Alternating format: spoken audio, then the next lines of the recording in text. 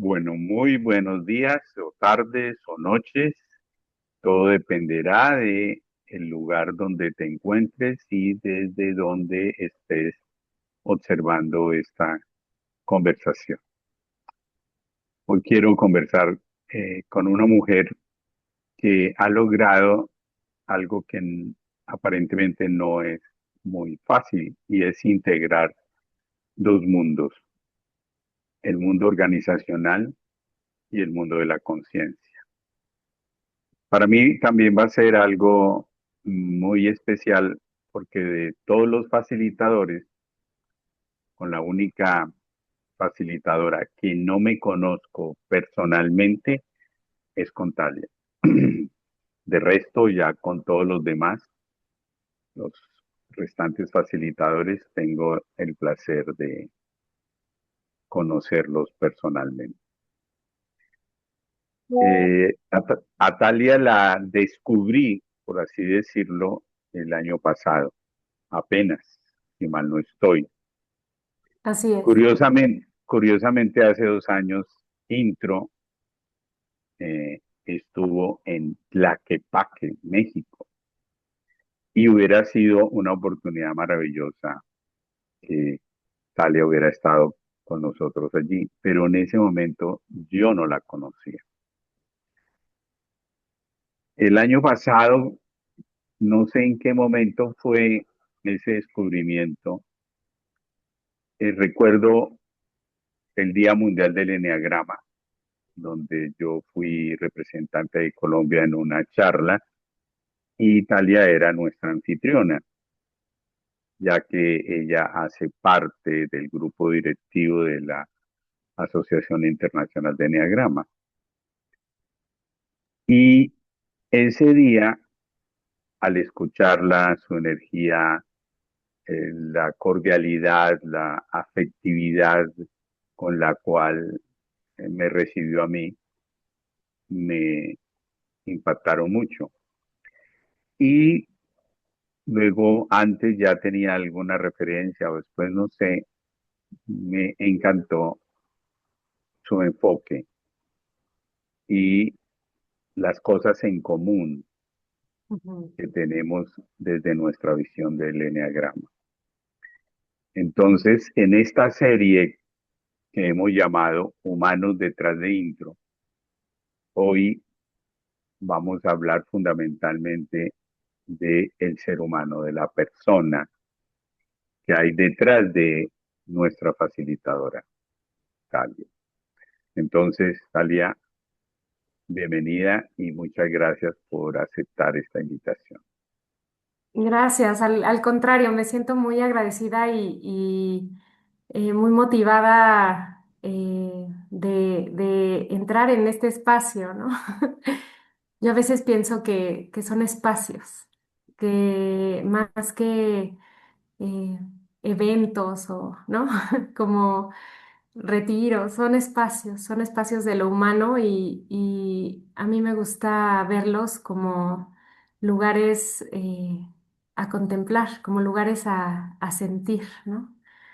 Y ya desde, como dices, desde hace un año eh, he estado vibrando la energía, ¿no? De este espacio, de que aparte tú lideras con tanto amor y con tanta presencia y me parece muy bello, ¿no? Muy bella la invitación y estoy muy agradecida por ello, Germán.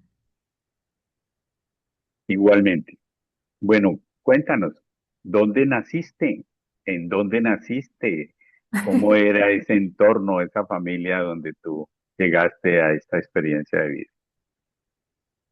Uf, yo nací aquí en la Ciudad de México. eh, Nací en la antigua Tenochtitlán, eh, lugar de encuentro, ¿no? Es un lugar Sí, poderoso. El Valle del Anáhuac, que es el que cobija o el que sostiene esta ciudad ancestral, es un lugar interesante, es un lugar poderoso. Y aquí es donde fui a caer. Nací en las vísperas de San Juan, nací en la noche de San Juan, 23 de junio a las 11 de la noche, y pues fui recibida en este mundo, fui tejida, ¿no? Tejida y recibida en este mundo por una hermosísima mujer que en sí misma contiene un profundo mestizaje, ¿no? O sea, algo que me Ujú. encanta de mi familia, de mi origen, es justo que mis dos familias, tanto mi familia materna como la paterna, eh, tienen un profundo mestizaje y es algo abierto, ¿no? Es como una noción muy viva de los que nos antecedieron. Entonces, algo que para mí empezó a ser una reflexión muy profunda desde que era chica, desde mi adolescencia, era poder integrar diferentes eh, formas, culturas, maneras, incluso linajes. Y a veces me veo yo misma así, ¿no? Como una expresión viva de la mezcla, como un gran crisol, ¿no? Donde se vinieron a combinar un montón de cosas. Eh, y pues he tratado a lo largo de mi vida de honrar eso, ¿no? De honrar esas vías por las que me fue dada la vida y de no juzgarlas, ¿no? O sea, tratar de sumergirme en ellas y explorarlas para entender quién soy y qué soy. Un poco así, pero te puedo hablar de una familia muy funcional en lo, vamos a decir, en, en el argot de la psicología, ¿no? Dos padres que se aman profundamente, que han vivido una relación de encuentro de almas, que eso a mí me llena mucho, o sea, ver la relación de ellos como un espacio de mucha colaboración, de gran amor y profundidad en el amor, ¿no? Es decir, eh, crecí viendo a dos seres amándose profundamente y creo que eso determinó mucho también de mi experiencia. Y obviamente también eh, las cuestiones de que nadie estamos exentos de, las grandes convocatorias, ¿no? De la vida. Es decir, aún con haber crecido en una familia súper funcional, vamos, con sinceramente bajo nivel de trauma, como lo podría yo ver, ¿no? Porque en mi familia siempre hubo, siempre sentí una red de contención muy fuerte, valores muy profundos, espacio, ¿no? Para ser y para hacer. Ha sido hermoso después, desde los lentes, de los diferentes lentes, especialmente el eneagrama, darme cuenta cómo el ego está ahí, cómo de cualquier manera hay dinámicas, ¿no? Las dinámicas del ego que al final son las grandes maestras.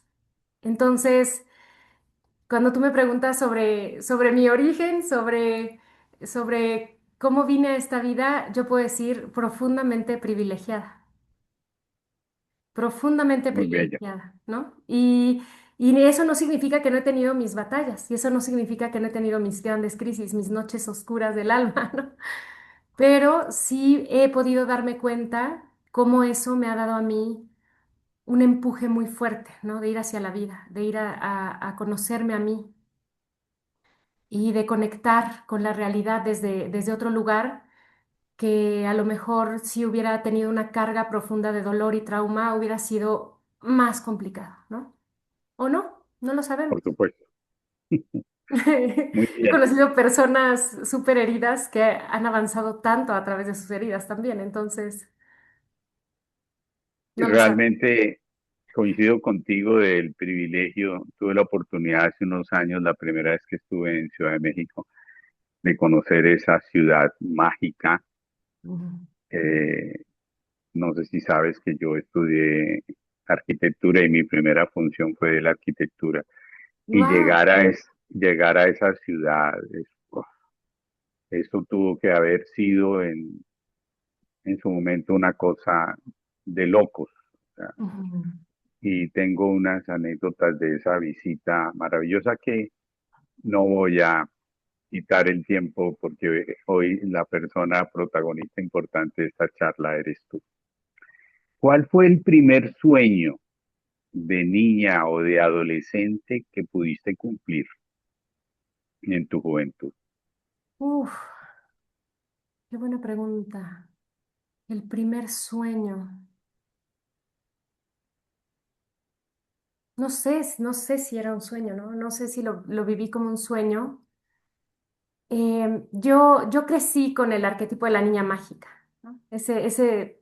Cuando estudié a Jung, comprendí claramente que de niña yo había conectado desde mi ser esencial con este arquetipo, ¿no? Con la niña, digamos, que conecta con otras realidades, con la niña que desde la fantasía, desde el amor, desde la conciencia, sabe que lo que vemos en el mundo no es todo lo que hay, ¿no?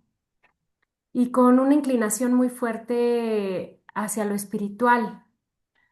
Em, Recuerdo muchas anécdotas cuando era pequeña de sentir la vida con la profundidad mística, ¿no? O sea, como ser tomada, ¿no? Por la belleza, por ejemplo. O cuando veía algo demasiado bello, recuerdo que me choqueaba, me bloqueaba como en un tipo de éxtasis, ¿no?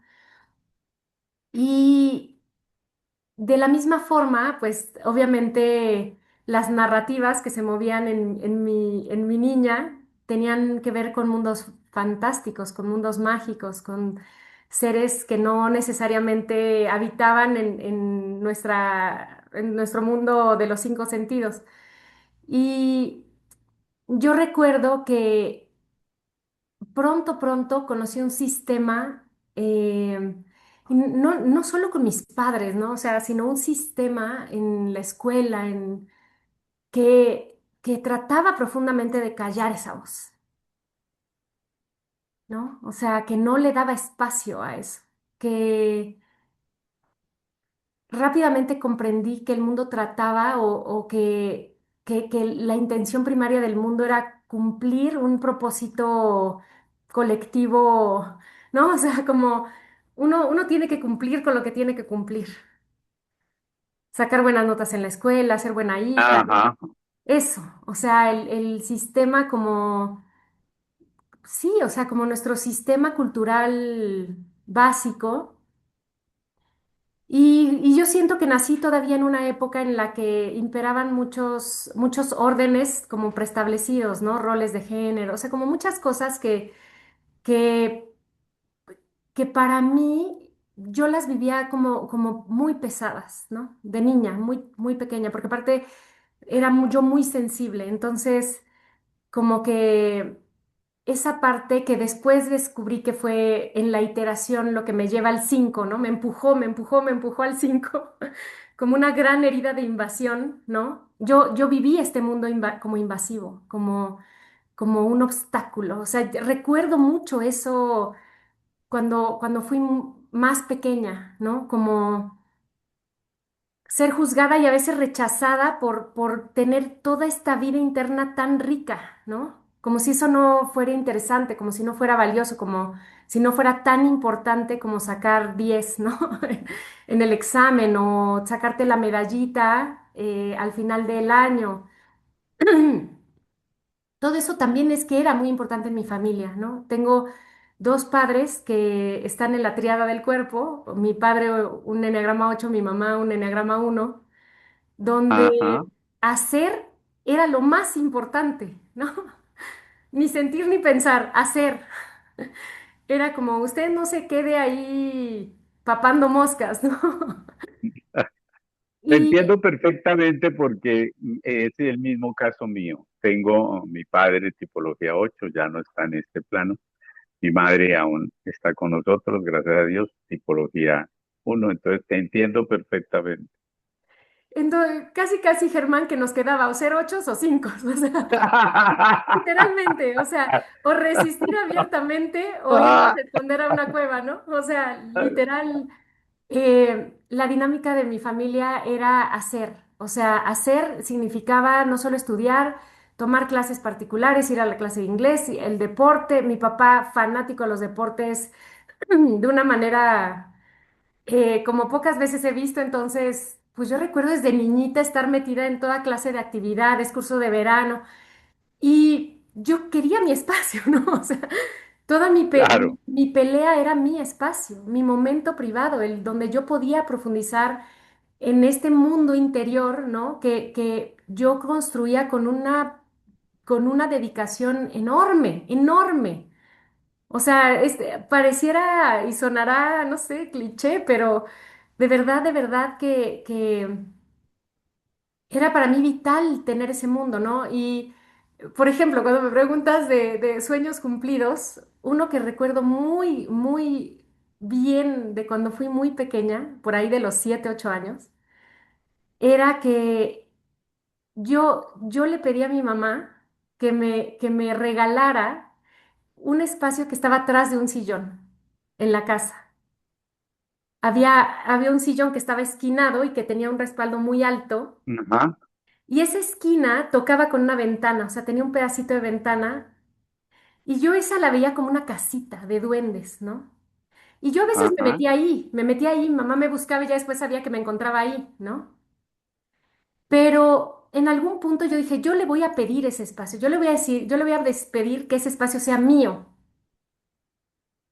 Y ella me lo concedió. O sea, me dijo, ok, vamos a ah, decir que ese espacio es tuyo. Y yo sentí una alegría enorme, ¿no? O sea, es como si hubiera ganado algo. Y fíjate cómo las dinámicas, ¿no? Ya del 5 estaban ahí, ¿no? O sea, es casi, casi, sí, claro. no, acuartelarse, o sea, porque Tu cuevita, tu lugar secreto. incluso en mi casa, que había todo un tema de puertas abiertas, ¿no? Era así, no, no era una cosa mandatoria, pero era lo que se promovía, ¿no? O sea, no cerrar el cuarto, no cerrar el cuarto, no, o sea, como que se veía eso como una señal de rechazo, de alejamiento, ¿no? Era como que mis papás nunca cerraban su cuarto, como que siempre todo estaba muy abierto y eso promovió desde mi punto de vista cosas muy positivas, ¿no? Yo necesitaba ese espacio. ¿No? Sin contraponer, sin decir voy a cerrar mi cuarto, ¿no? Que era como la señal difícil o dura. Entonces yo me dediqué a decorar ese mundo detrás del sillón y tenía mis libritos ahí, mis cuentos, Y para mí es muy semiótico eso, o sea, ha sido metafórico de mi vida. Porque después yo metí ese sillón, ese espacio detrás del sillón dentro de mí, ¿no? Y lo cargué en la vida, lo he cargado, ¿no? Existe aún, ya no Qué en lo maravilla. físico, sino dentro de mí. Esa fue mi forma de resistencia, mi revolución interna, ¿no? El considerar ese espacio como algo sagrado, donde no está al juicio de nadie. Obviamente es un espacio que muestro poco, ¿no? Con el tiempo he aprendido a mostrarlo más. Pero Ajá. por muchos años, especialmente mis años como de empuje, carrera profesional eh, meteórica, ¿no? Y estando sometida a sistemas tan densos como el mundo corporativo, definitivamente era un espacio cerrado a eso, ¿no? Pero siempre latente, siempre vivo, siempre ahí. Ahora que mencionas el mundo corporativo donde tú iniciaste tu vida ya profesional y demás, ¿tú llegaste al mundo corporativo por decisión propia o la vida te llevó al mundo corporativo? No, fue por decisión propia. Yo estudié la carrera de comunicación, ¿no? que tiene que ver más con medios, ¿no? Con medios, es como periodismo, televisión, ese Ajá. tipo de cosas.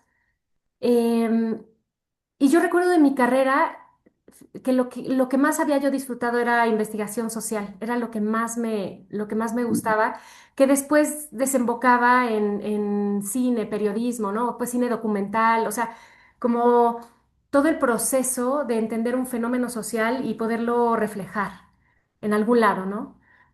Ujú, Esa parte me interesaba muchísimo. Entonces, cuando yo salgo de la universidad, mi papá me dijo, no tomes lo primero que encuentres, que eso se lo agradeceré toda la vida, ¿eh? Me dijo, tú no tienes prisa, no tomes lo primero que te encuentres, busca un trabajo que tú sientas que es tu camino profesional, ¿no? Él siempre muy en lo práctico, ¿eh? Muy ocho, ¿no? O sea, no había adornos ahí, más bien era como que él me hacía ver que ese primer trabajo iba a determinar muchas cosas.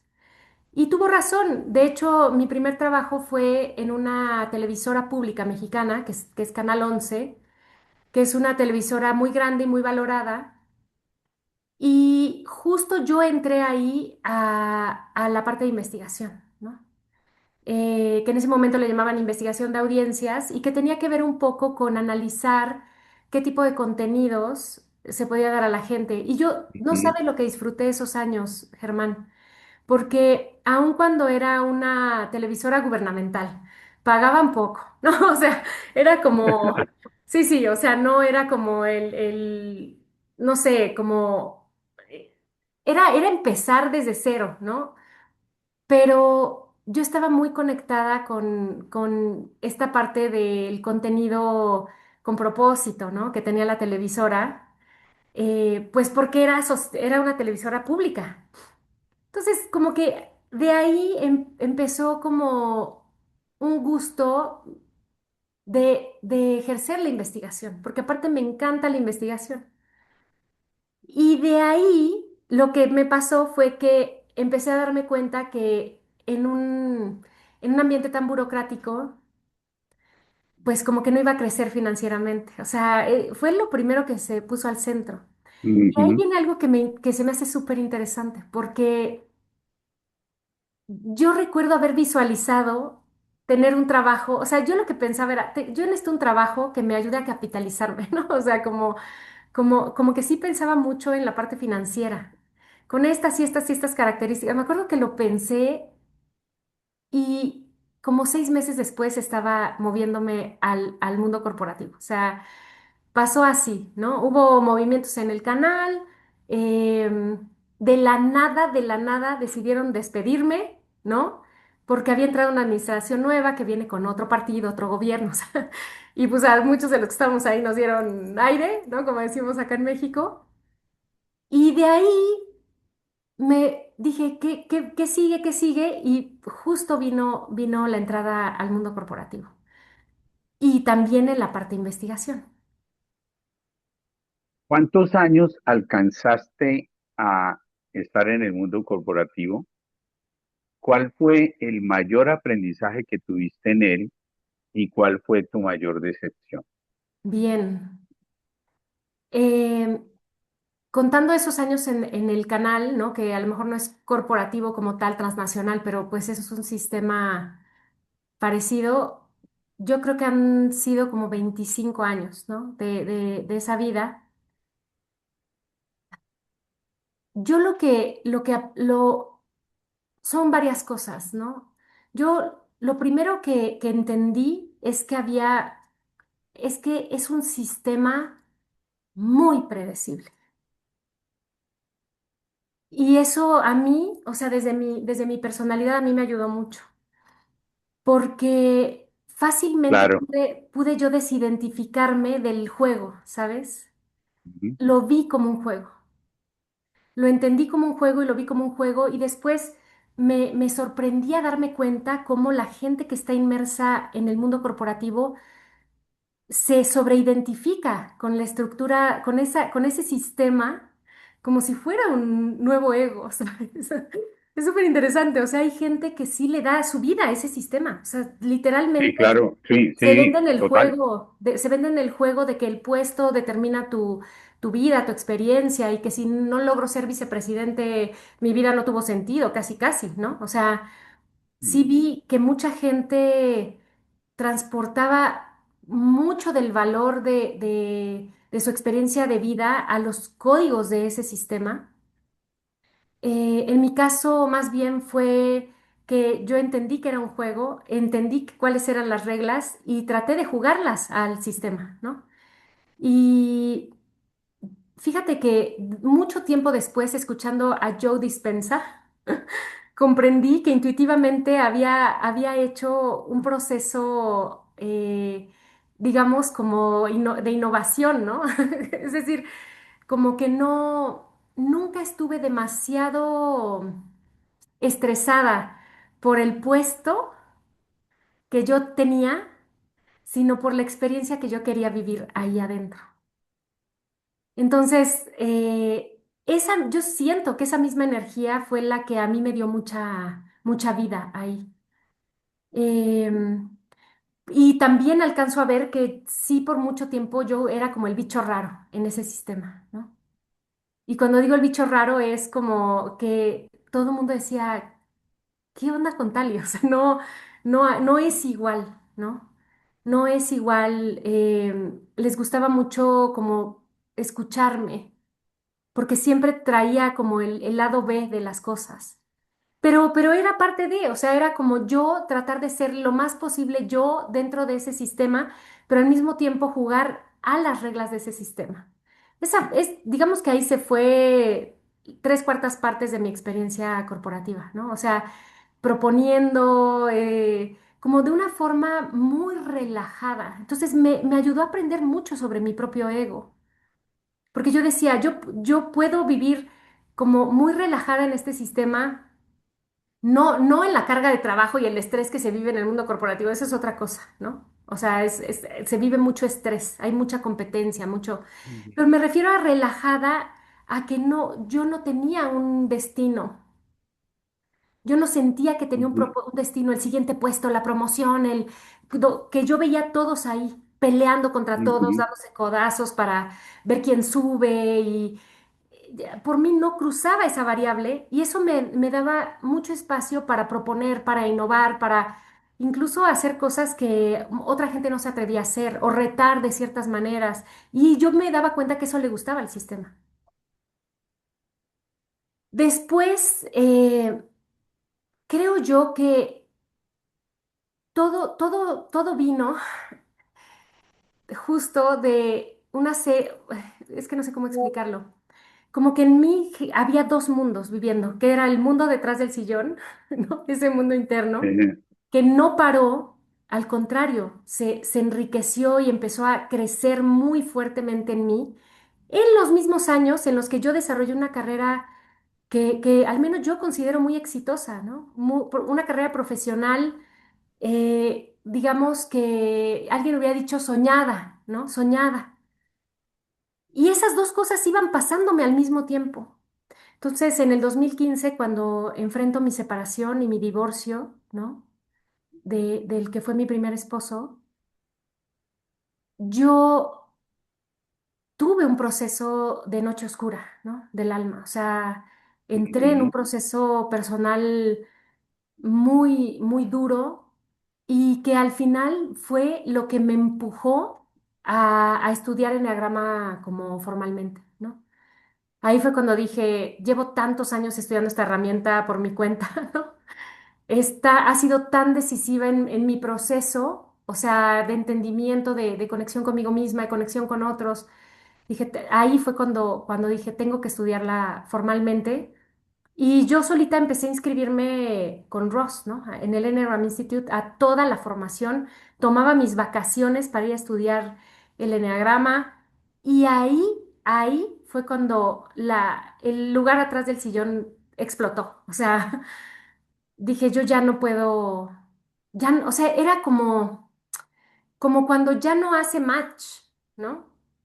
Es un poco lo que yo viví mis últimos años de vida corporativa, como que todo el tiempo estaba la reflexión profunda que antes yo no había sentido de a dónde, a qué energía estoy entregando mis talentos. Y yo puedo decir que fue como una ruptura de valores, no porque yo haya visto cosas terribles o inhumanas o al contrario, yo honro mucho ese sistema, ¿no? Porque muchas personas encuentran ahí su vía de propósito, ¿no? Si es que ese es Sí, claro. ese es su camino, pero sí llegó un momento en que ya no era sostenible para mí. No era sostenible. O sea, yo sabía que es una cobija financiera enorme, tenía, la verdad, muy buena calidad de vida en lo financiero, como que era soñado, ¿no? Yo me acuerdo cuando estaba ya en estas reflexiones profundas de dejar la vida corporativa, a mi papá diciéndome, Tali, o sea, el puesto que tú tienes es como, sería la envidia de cualquiera, o sea, y yo lo alcanzaba a ver, Germán, sí lo alcanzaba a ver, pero había algo dentro de mí que decía, como que me debo a otra cosa, ¿no? Que ahí surgió otra vez todo este tema más, sobre todo espiritual. Le voy a decir espiritual a lo Frankl, ¿no? Espiritual a Claro. lo Frankl, no a lo religioso, ¿no? Sí, sí, te entiendo perfectamente. Podríamos entonces decir que estuviste en el mundo corporativo o cuando saliste del mundo corporativo, el eneagrama tuvo mucho que ver en ello. Sí, sí, sí, yo creo que sí. O sea, he experimentado diferentes cosas en el mundo espiritual, ¿no? O sea, desde chica he sido buscadora, buscadora. O sea, yo hubiera sido la primera formada para entrar al grupo de Gurdjieff, ¿no? O sea, sí, literal, em, he practicado N cantidad de cosas. He estado participado en linajes importantes. Em, yo creo que el eneagrama ha sido el gran lente, ¿no? Es decir, no ha habido algo que yo haya vivido en el orden espiritual, en el orden profesional, en el orden psicológico como de la psique, ¿no? Desde lo terapéutico incluso, que no tenga lugar en el mapa del eneagrama. O sea, se me hace impresionante que después de 25 años, ¿no? Siga dándome y dándome tanta información, em, tanta riqueza, ¿no? Entonces, sí, o sea, yo sí puedo decir y siempre lo diré, que el eneagrama no se escoge. No es como que lo escogemos, ¿no? El eneagrama no se escoge a nosotros. Es decir, cuando estamos vibrando en cierta frecuencia, em, como que nos recibe, ¿no? Como que nos da ese permiso, ¿no? De indagar y de explorar a través de su profunda sabiduría. Y, insisto, no hay nada que yo haya caminado que no haya logrado ser integrado ahí. Lo he podido ver desde ese lente, pues. Eh, Intuyo por la personalidad con que te identificas y lo que mencionaste hace un momento, que inicialmente tu abordaje del eneagrama fue a través del estudio, es decir, de lo cognitivo.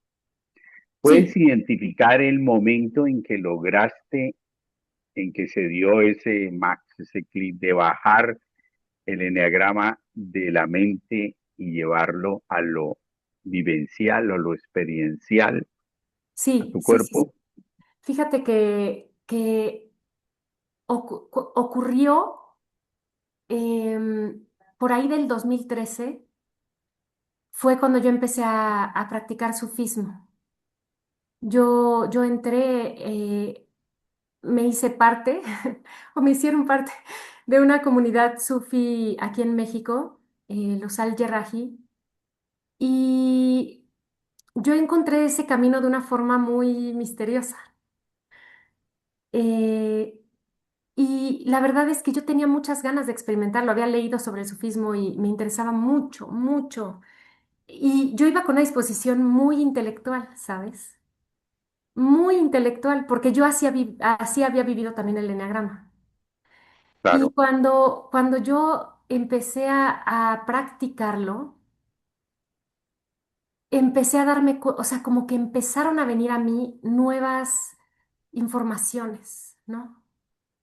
Y yo escuchaba a la sheija hablar del nafs, del ego, desde un lugar que yo decía, intelectualmente, oh, esto me suena a eneagrama, o sea, sin duda es como el eneagrama, ¿no? O sea, totalmente, hacía las conexiones de forma súper intuitiva, ¿no? Decía, sí, claro, o sea, es como que yo ya me lo sabía, pero yo claramente sentí en esos años de práctica muy fuerte que el sufismo quería traerme al centro la experiencia, ¿sabes?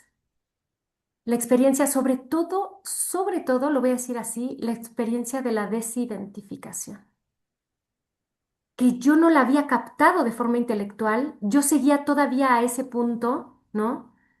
Muy en el tema del eneatipo y me encantaba ver los eneatipos y yo usaba mucho el eneagrama con mis equipos dentro de la vida corporativa. Yo daba 2 talleres al año abiertos en la oficina a quien quisiera integrarse gratuitamente. Yo daba 2 talleres de eneagrama al año porque estaba totalmente convencida y de lo que a mí me ayudaba como líder el poder ver al otro desde el otro. Sí, claro, por Y supuesto. súper habilitante, aparte, eso la verdad hizo que mucha gente que trabajó conmigo me apreciara un montón, porque podía verlos, ¿no? Que es la diferencia cuando un jefe no te puede ver. Quiere ver en ti lo que él es o quiere ver en ti algo que tú no eres, ¿no? Y yo los podía ver pues, desde el lente del eneagrama, ni siquiera, y mira lo que voy a decir, Germán, ni siquiera los veía por ellos, veía el patrón. Pero la gente, desde el patrón, todos nos sentimos vistos, ¿no? Todos, no me voy a excluir para nada. Todos nos sentimos vistos y nos ven desde nuestra personalidad básica, ¿no? Cuando nos cuidan las heridas, simplemente, ¿no? Entonces,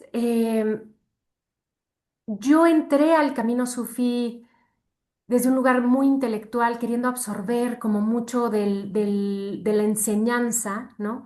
Con una sheija maravillosa, aparte, que es, o sea, o sea, yo creo que nadie me ha dado tantos, ¿sabes? Golpes así de, ay, sin querer, como ella. O sea, era como que yo escuchaba y lo más fuerte era la práctica, ¿no? Vivirlo en comunidad, el seeker, la forma en que eh, la forma en que la comunidad sostiene el proceso, ¿no? Sobre todo ese, de desidentificarse. Ahí lo entendí. Yo no había entendido, y mira que había caminado cosas, ¿no? O sea, esta frase tan recurrente en los linajes del morir antes de morir, ¿qué realmente significa eso? Creo que ahí fue cuando algo conectó en mí. En esos años, antes de empezar a estudiar en el 2015, o sea, entre el 2013 y el 2015, que fue cuando viví con más profundidad la práctica sufi, después a los siguientes años también, pero esa primera inicial es que es iniciático, literal, ¿no? Es iniciático, o sea, entrar al pulso de una comunidad, de un linaje, de entender sus señales, o sea, todo lo que al alma presupone eso, fue el primer momento en el que dije, "Ah, el eneagrama está tratando de decirme justamente lo opuesto, que yo no soy el eneatipo. Ahí lo vi, ahí fue cuando la tortilla dio vuelta en el comal. Pero fue Y impresionante, o sea, fue como decir, "Ah, estoy hiper identificada con esa personalidad. O sea, en realidad el trabajo no es seguir, ¿sabes? Justificarme dentro de esa caja. ujú, y no salirte de O, ella. claro, sino darme cuenta que sí soy eso y que le agradezco profundamente todo lo que esa estrategia ha traído a mi vida, pero que no soy eso, no solo soy eso. Fue la primera vez que lo vi. No todas las escuelas sufis trabajan con eneagrama. No, no, no, No, la tuya no, la mía tampoco, ¿cierto? no. De hecho, la Y, Sheija me dejó alguna vez dar un taller, ¿no? A los derviches que quisieran ¿verdad? participar, porque ella sabía de las conexiones Ajá, sufís con Enneagrama, ¿no? O sea, especialmente con los Naqshbandi y todo este relajo. Ella misma tomó el taller, o sea, que fue maravilloso, ¿no?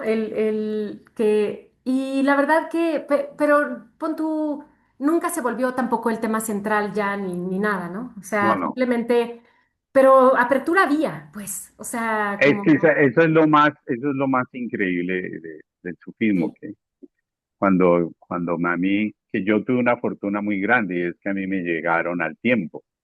Mm, Por un lado me llegó el enegrama y luego el sufismo, entonces la apertura con que llega el eneagrama a la vida de uno le abre eso y entiendo perfectamente lo que dices, cómo te permitió entender eso tan valioso, tan importante, que no todos los que entran al mundo del eneagrama lo descubren y es la clave de la desidentificación. Ahora, totalmente. a partir de ese momento, cuando logras como el match y logras entender que lo que yo lo siento es, logras bajar toda la información e integrarla. Ujú. ¿Qué fue lo más importante que cambió de tu mirada hacia ti misma y hacia los demás? No, no, no, sí, sí fue un cambio paulatino, pero constante. O sea, ya es como que ahí se aceleró un proceso muy grande de conciencia, ¿no? De entender que o sea, era más como, fíjate, que aparte vino muy bien a mi crisis de los 40. O sea, justo llegó con mis 40 todo eso, ¿no? Casi, casi, y que yo entré en esta crisis profunda de la separación, el divorcio. O sea, es que fue todo, todo pasando, y ahí fue cuando empezó como a crecer en mí una necesidad profunda de atender como, como mi voz, ya no la voz del sistema, ya no la voz de yo le llamaba lo que los otros esperan de mí, ¿no? Que es muy de la crisis existencial de los 40. O sea, eh, era como decir, yo siento que, yo siento que he logrado, he dado al sistema lo que necesitaba dar, ¿no? Así lo viví yo. De hecho, imagínate cuando salgo de vida corporativa, yo creo que ese día especialmente, ha sido la meditación más profunda que he tenido en mi vida, que duró horas, no sé cuántas horas, porque no lo conté, no lo medí. Yo entré en meditación profunda y me fui. Y de verdad que nunca había sentido un estado expansivo tan grande. Cuando yo salí de ese estado, imagínense el día, ¿no? O sea, fue un día súper complicado, un día de mucho papeleo, un día como muy anhelado también, muy anhelado y al mismo tiempo muy fuerte. Y ese día me siento, medito, y me acuerdo que cuando abrí los ojos, o sea, como que lo comprendí. O sea, cuando uno está en el camino, ¿sabes? En el camino. No sé para dónde voy, no tengo idea a dónde me va a llevar esto, no sé ni qué voy a hacer. No, no tenía idea de nada, pero la certeza de estar en el camino. Y me conmoví muchísimo, porque la frase que vino a mi mente fue, me gradué, me gradué.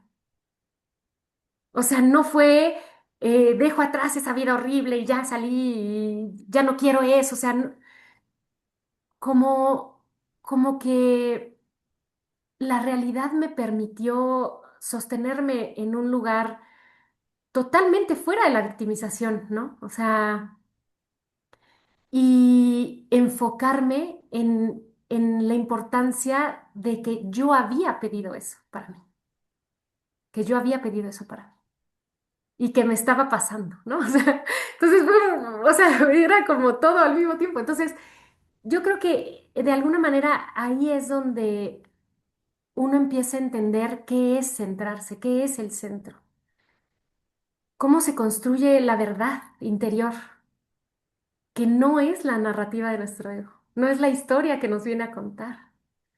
Es más, yo te diría, no es algo que se pueda explicar o definir con palabras, porque no está anclado al mundo de las palabras. Es una sensación, es una presencia,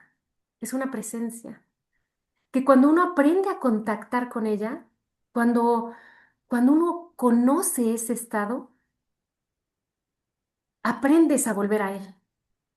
Y eso esa ha sido en los últimos, ¿qué te gusta? 8 años, ¿no? Los dos antes de salir de vida corporativa, que fueron muy duros, la salida y los 6 que ahora llevo, ¿no? Esa ha sido mi escuela. ¿Cómo volver ahí? ¿Cómo hacer crecer esa conexión? ¿Cómo voluntariamente, y si no le diría volitivamente, porque no sé si es tan voluntariamente, es como habitar una frecuencia, literalmente, y saber encontrarla en uno. Y eso es algo eso es lo que a mí me gustaría compartir, ¿sabes? Enseñar a otros a ir ahí. Y sí, sí es un trabajo, pero sí es posible, es posible. Vamos a entrar por ahí. Eh, en intro, este año vamos a ser 9 facilitadores, 5 damas, 4 caballeros. Cuando yo estaba conformando el grupo de este año, que es el cuarto capítulo, tengo facilitadores que han estado en los 3 capítulos anteriores, otros que han estado en 2 y otros que han estado en uno. Tú eres la única que no ha estado en ninguno. Eres la única que no ha estado en ninguno. Y que además fue pensado, quiero invitar a alguien que no haya estado en ninguno y pensé en ti. Hablar con los otros facilitadores y decirles, bueno, después de un receso de un año, retomamos intro, va a ser en tal fecha, por favor, me gustaría que estuvieran nuevamente con nosotros, etcétera, etcétera, para cuadrar agenda, etcétera. ¿Qué fue lo que resonó en ti cuando yo te hice la invitación, te hice la propuesta para que generosamente aceptaras ser parte de Intro, la manifestación consciente? Hay una que va muy en el orden del, ¿sabes? Como de lo que los toltecas llamarían el tonal, que es el mundo tangible, el mundo de la realidad física, ¿no? Lo que se presenta, lo que sucede, lo que se nos aparece como realidad, que es que claramente sentí como un sí, ¿no? O sea, como una invitación que de alguna forma eh, es como una habilitación, ¿no? Para transmitir. Y rápidamente percibí digamos, como la materia. O sea, sentí claramente que era un lugar como muy fértil a lo que yo quiero transmitir, ¿no? Yo creo que esa es y después las personas que van a ser parte, o sea, como muchas ganas de conocerlos, ¿no? De convivir, o sea, como que el espacio me invitó muchísimo a colaborar, a estar con otros. Y sobre todo conocerte a ti, conocer a otras personas del grupo de facilitadores que ya había escuchado antes y que tengo muchas ganas de conocer. Y, yo diría, esa es la directa, ¿no? O sea, la posibilidad de contribuir a otras personas a tomar herramientas, ¿no? A encontrar como esa conexión. Pero si soy totalmente honesta, en el mundo del nahual, en lo sutil, en el campo de lo sutil, digamos, en las cosas no reveladas, no tangibles, em, sentí que era una oportunidad también para mí. Em, Como las ganas de un espacio, ¿sabes? Para mí. Mm, qué chévere. Las ganas de conectar con tu tierra. Yo soy muy de la tierra, ¿no? Y de los pies descalzos al piso, ¿no? O sea, como, y como que todo cerraba súper bien. O sea, es como, yo también quiero un espacio para mí, para reconectar conmigo, para escuchar a otros, para dejarme llevar. Eh, Entonces te vas a sentir muy bien porque esa característica de intro y es que los facilitadores no solamente faciliten su experiencia, su taller, sino que compartan toda la semana con todos. Es una experiencia maravillosa. Entonces, me alegra mucho porque te vas a sentir súper bien. Dentro de todo esto que hemos hablado y que lastimosamente ya se nos está acabando el tiempo, pero va a ser una apertura. Dentro de unas semanas vamos a tener una masterclass para las personas que ya están inscritas e intro y vamos a tener la posibilidad de conocerte aún más y escuchar todo lo que va a ser tu propuesta. Mm, en intro ha habido un proceso de 4 experiencias. La primera de ellas, el trascender del ser, que ya lo hablamos, tiene que ver con la desidentificación como la clave del Ujú, trabajo con el eneagrama. Luego fue el universo interno, descubrir ese mundo interior. Luego fue la transformación interior, o sea, el redescubrirnos, no descubrirnos, sino redescubrirnos.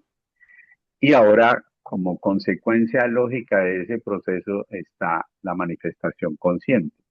ujú. Desde esa visión que tienes del ser humano en el centro, ¿cómo entiendes la manifestación consciente? Para mí la manifestación consciente es el acto último de responsabilidad, ¿sabes? Es decir,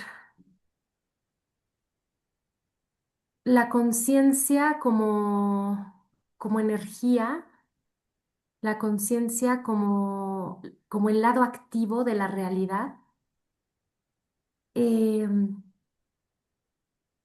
está íntimamente ligada a un estado de responsabilidad, que no es el estado de responsabilidad del deber ser que se le carga a un niño, ¿no?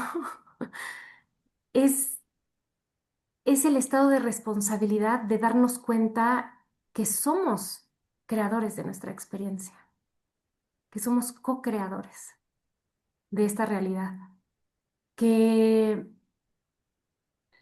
todo lo que manifestamos en este plano está intrínsecamente relacionado con quiénes somos, quiénes percibimos que somos y cómo nos relacionamos con nosotros mismos. Es decir, em, algo que me encanta de la escuela de Frank, de Víctor Frank, es que él dice, de los 4 cuerpos que tenemos 3 que enferman, ¿no? El cuerpo enferma, la mente enferma, podemos estar emocionalmente enfermos, ¿no?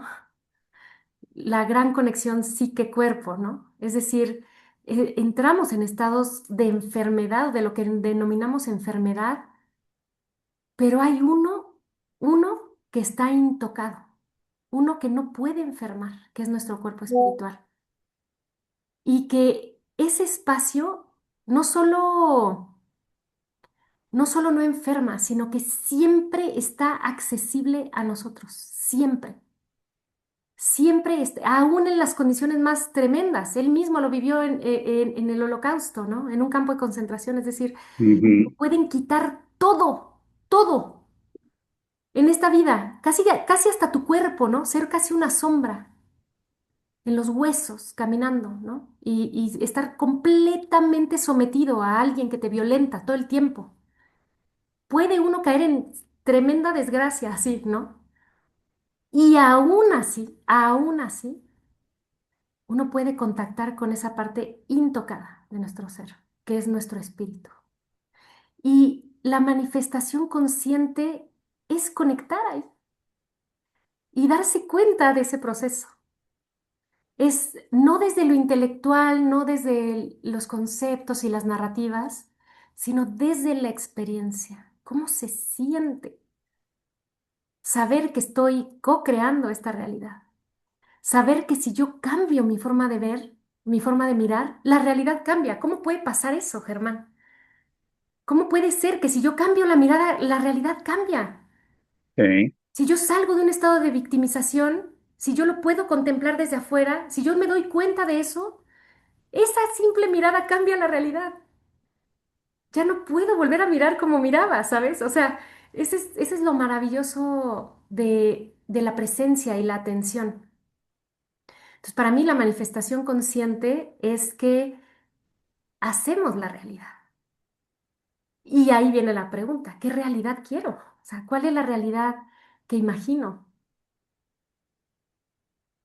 bueno, al escucharte me embarga la alegría y la satisfacción, porque estoy seguro cada vez más y entre más hablo contigo que acerté invitándote a ser parte de este hito.